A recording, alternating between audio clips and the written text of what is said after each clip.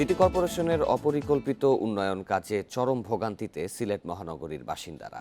নানা অজুহাতে একই রাস্তা বারবার খোঁড়া, নির্মাণ সামগ্রী রাস্তায় ফেলে রাখা ও নিরাপত্তা বেষ্টনী না দিয়ে নির্মাণ কাজ চালানোর প্রায় ঘটছে দুর্ঘটনা।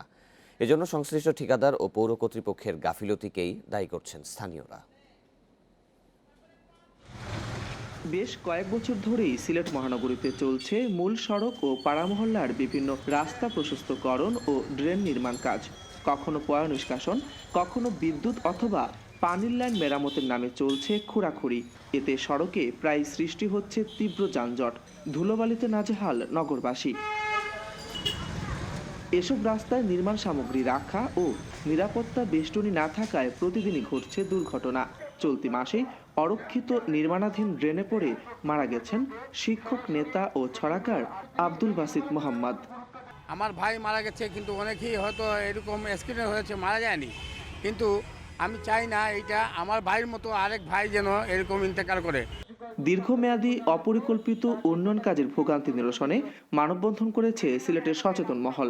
দীর্ঘ সময় নিয়ে নিম্নমানের এসব উন্নয়ন কাজ ঠিকাদারদের অর্থ লুপাটের কৌশল বলে অভিযোগ সচেতন নাগরিকদের।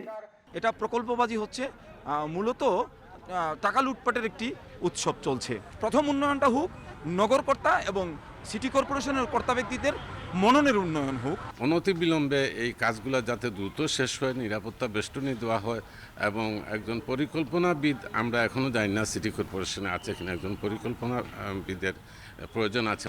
মেয়র বলছেন, উন্নয়ন প্রকল্পের কাজের দ্রুত বাস্তবায়ন ও অনিয়ম বন্ধে নজরদারি বাড়ানো হচ্ছে। আমরা বারবার খোঁড়াখুড়ি না হওয়ার জন্য একবারই রাস্তা পিচ করার আগে সব খোঁড়াখুড়ি করতে যাচ্ছি।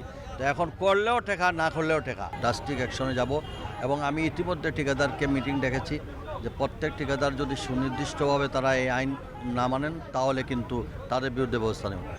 সিলেট নগরীর মহাপরিকল্পনার সঙ্গে সামঞ্জস্য রেখে এসব উন্নয়ন কাজ পরিকল্পিতভাবে দ্রুত বাস্তবায়নের দাবি নগরবাসীর।